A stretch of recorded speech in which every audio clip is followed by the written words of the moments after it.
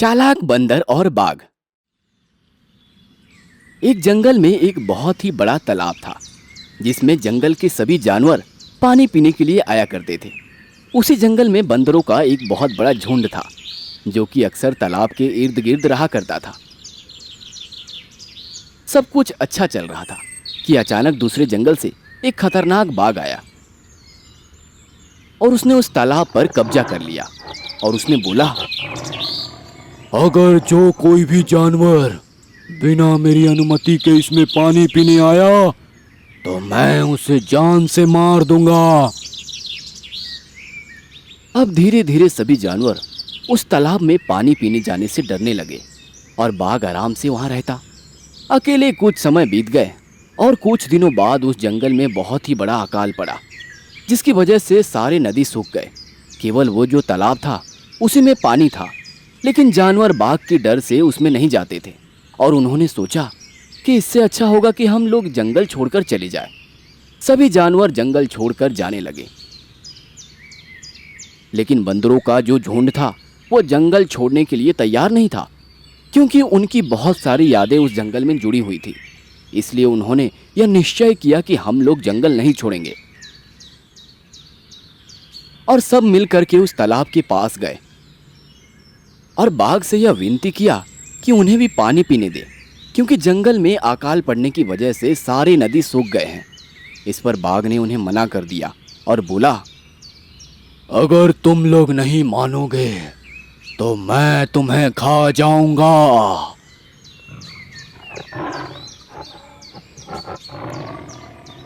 बंदरों का जो सरदार था उसने बोला, यह और दूसरे जानवरों को तो परेशान कर सकता है, लेकिन हम लोग तो पेड़ पर रहते हैं और वो कुछ नहीं कर सकता क्योंकि बाघ लंबे पेड़ों पर नहीं चढ़ सकता। फिर भी पानी हमारे लिए आवश्यक है। बंदरों का सरदार सभी बंदरों को बोला, तुम लोग जाओ और जंगल से जाकर पुराने सूखे हुए पतले पतले बांस ले लो और उन्हें फूंक करके उनके अंदर के गांठ को निकाल दो। सभी ने ऐसा ही किया। अब वो पतला पाइप के जैसे आर पार दिखने लगा। बंदर पेड़ के ऊपर चले गए तालाब के किनारे और जब उन्हें प्यास लगती तो वह तालाब के चारों ओर पेड़ पर बैठ जाते। बाघ एक तरफ जाता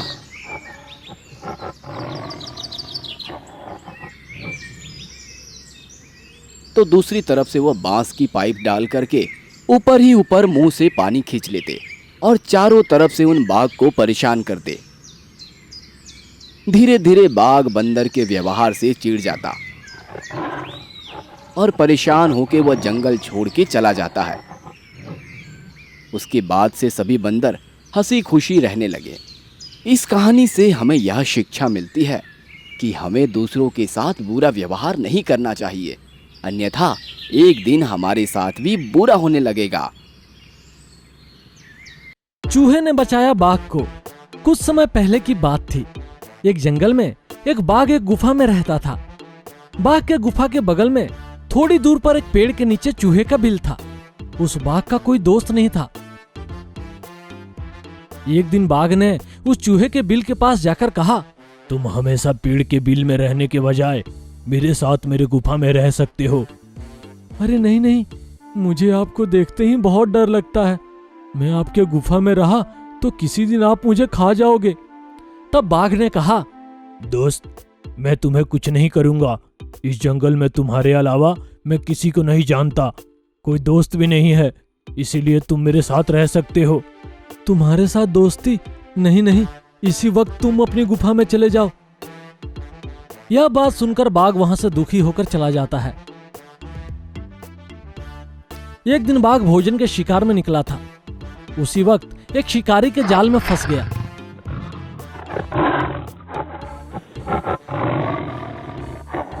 तब चूहा भी भोजन की तलाश कर रहा था। रास्ते में जाल में फंसा हुआ बाघ को देखकर चूहे ने कहा, वाह, आखिरकार तुम जाल में फंस गए हो। अब मैं आराम से रह सकता हूं। तब बाघ ने कहा, दोस्त, इस जाल को काटकर मुझे बचाओ।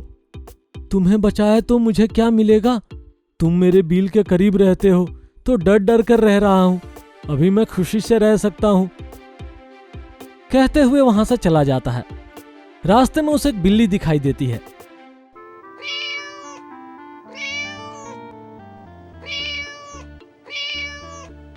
चूहा भागते हुए बाघ के पास आता है। चूहा बाघ से कहता है, मैं तुम्हें यहां से निकाल दूंगा, तुम्हें भी मुझे बिल्ली से बचाना होगा। जब मैंने तुमसे मदद मांगी थी, तुमने मेरी खिल्ली उड़ाई थी। अभी तुम्हारी जान पर आई है तो तुम्हें मैं बचाऊं? मुझे माफ कर दो दोस्त, तुम्हें गलत समझा। आज से हम दोनों अच्छे दोस्त बनकर रहेंगे। कहते हुए झट से जाल को कुतरकर बाघ को जाल से निकाला। इतने में बिल्ली चूहे के पास आई। यह देखकर बाघ ने जोर से दहाड़ा। बाघ की आवाज सुनकर बिल्ली वहां से भाग गई। इस तरह बाघ ने चूहे को बचाया। देखा दोस्त, साथ मिलकर रहेंगे तो संकट का सामना आसानी से कर सकते हैं। मुझे माफ कर दो दोस्त, आज से हम दोनों अच्छे दोस्त बनकर रहेंगे। उस दिन से बाघ और चूहा अच्छे दोस्त बनकर रहने लगे।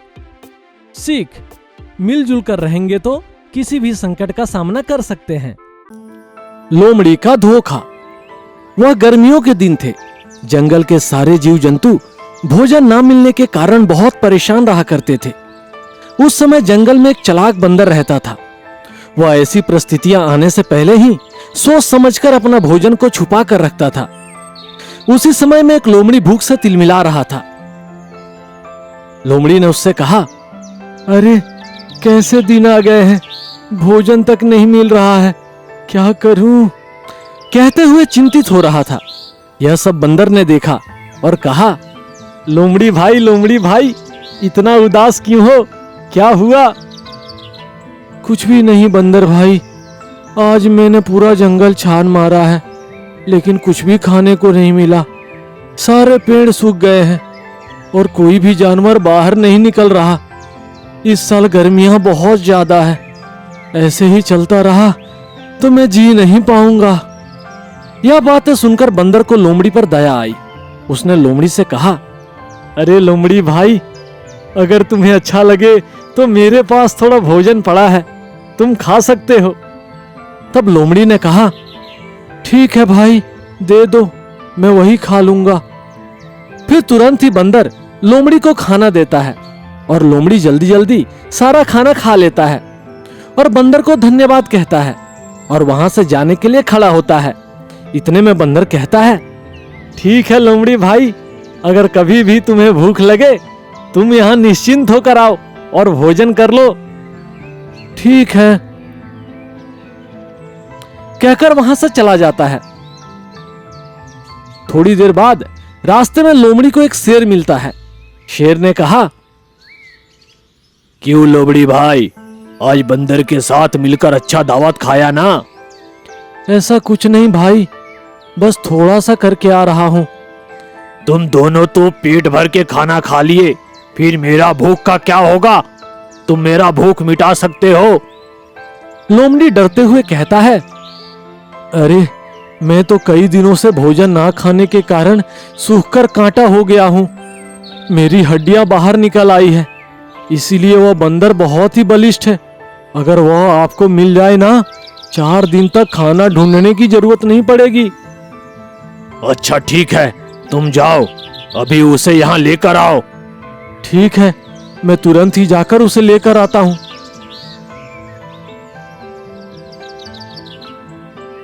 लोमड़ी बंदर के पास जाता है और कहता है, बंदर भाई, मैंने रास्ते में बहुत सारा भोजन देखा है, इसीलिए तुम मेरे साथ चलो। सारा भोजन लाकर तुम्हारे पास ही रख देता हूं, फिर हम दोनों मजे से खा सकते हैं। बंदर लोमड़ी की बातों को सच मानकर उसके साथ चला जाता है। लोमड़ी बंदर को शेर के पास ले जाता है, फिर तुरंत ही वहां से भाग जाता है। इस तरह लोमड़ी जिसके हाथ से खाना खाया, उसी को धोखा देकर अपने स्वार्थ के लिए बंदर को मरवा देता है। सीख, आंख मूंदकर किसी पर भी भरोसा नहीं करना चाहिए। इस तरह भरोसा करने से ही बंदर ने अपनी प्राणों को खो दिया। स्वार्थी भेड़ किशन। एक जंगल में किशन नाम का भेड़ रहता था, जिसका खूबसूरत सफेद चमकीला ऊन था। उस जंगल में वह एकमात्र ही भेड़ था। जंगल के सारे जानवर उसकी खूबसूरती की तारीफ किया करते थे। इस बात का किशन को बड़ा घमंड था। वह किसी से सीधे मुंह बात तक नहीं किया करता था। एक दिन जंगल से गुजर रहे ऊँटों के झुंड में से एक ऊँट ने किशन को देखकर कहा, वाह, कितना खूबसूरत भेड़ है। ऐसे लगता है जैसे कोई सफेद बादल का टुकड़ा जमीन पर आ गया हो। अरे चलो चलो, तुम कहीं मेरी खूबसूरती को नजर लगा दोगे, ऊंट कहीं के। एक दिन पास के जंगल से कुछ भेड़ वहां आ जाते हैं और अब जंगल के जानवर उनकी भी तारीफ करने लगे, जिससे किशन को उन भेड़ों से जलन होने लगा। ये भेड़ यहाँ क्या कर रहे हैं? इन्होंने मेरी कीमत ही कम कर दी। अब कौन मेरी तारीफ करेगा? अब उस चमकीले उनका क्या फायदा? नहीं नहीं नहीं, मैं ऐसे होने नहीं दे सकता। इन भेड़ों को कुछ भी करके यहाँ से भगाना पड़ेगा। कुछ सोच किशन, कुछ सोच। तभी वे भेड़ वहां घास चरने आ जाते हैं। ओ भेड़ो, सारी घास तुम ही खा जाओगी क्या? तुम्हारी वजह से मेरे लिए घास नहीं बचता है और खाने की कमी के कारण मेरे चमकीले ऊन की चमक फीकी पड़ने लग गई है और मेरे बच्चे भी भूख के मारे काटे हो गए हैं और तुम खा खा कर मोटे होते जा रहे हो। चलो निकलो यहाँ से। भाई, ये जंगल सबका है, यहाँ सबके लिए पर्याप्त खाना है। ज्यादा जवान मत चला, यहाँ पहले मैं आया हूँ, इसलिए यह जंगल मेरा है, समझे तुम? पता नहीं अपने आप को क्या समझता है। और सारे भेड़ वहां से चले जाते हैं। अब तो इन भेड़ों का इलाज करके ही रहूंगा। तभी किशन की नजर एक लोमड़ी पर पड़ती है, जो कई दिनों से उन भेड़ों का पीछा कर रहा था। ए लोमड़ी, ऐसे दुबक दुबक कहाँ जा रहा है? भेड़ों को खाने का विचार है क्या? नहीं नहीं, मैं तो सोच रहा था। हाँ हाँ, मैं समझ रहा हूँ। मैं तुम्हारा काम आसान कर सकता हूँ। मैं तुम्हें उनके छिपने की सारी जगह बता सकता हूँ, पर एक शर्त पर। शर्त? कैसी शर्त? अगर तुम उन भेड़ों के सारे बच्चों को खा जाओगे और उन्हें डराकर इस जंगल से भगा दोगे तो बात आगे बढ़ाए। वाह वाह, सामने दावत का पैगाम। जरूर, मैं उन सबको मारकर चट कर जाऊंगा। फिर किशन लोमड़ी को उन भेड़ों की छुपने की सारी जगह बता देता है। रात होने पर लोमड़ी दबे पांव भेड़ों के बारे के पास जाकर उनके बच्चे खा जाता है। लोमड़ी हर रात किसी एक भेड़ को खा जाता। इस कारण वे भेड़ काफी डर गए और जंगल छोड़कर चले गए, जिससे किशन बहुत ज्यादा खुश हो गया। मेरे खूबसूरत और बुद्धि का कोई जवाब नहीं। अब लोग सिर्फ मेरी तारीफ करेंगे। मैं अकेला ही हरी हरी घास खाऊंगा। किशन जितना खुश था, लोमड़ी उतने ही बेचैन थे, क्योंकि लोमड़ी की जबान को भेड़ के बच्चों का स्वाद लग चुका था और उसे अब बच्चे खाने को भी नहीं मिल रहे थे। ऐसे स्वादिष्ट शिकार के बिना मैं भूखा मर जाऊंगा। तभी उसने किशन के बच्चों को खेलते देखा और मौका देखकर किशन के बच्चों को खा लिया। जब किशन को यह बात पता चला तो उसने लोमड़ी से कहा कि उसने धोखेबाजी की है। तो लोमड़ी ने कहा, मैं लोमड़ी हूँ, धोखेबाजी तो मेरे स्वभाव में है, लेकिन तुमने भी तो उन भेड़ों के साथ धोखेबाजी की है, तो इसे उसी का परिणाम मान लो। यह बात सुनकर किशन अपने किए पर पछताने लगा और कहने लगा, मैंने स्वार्थ में आकर अंधा होकर अपना ही नुकसान कर दिया। हाय, कितनी बड़ी गलती की है मैंने।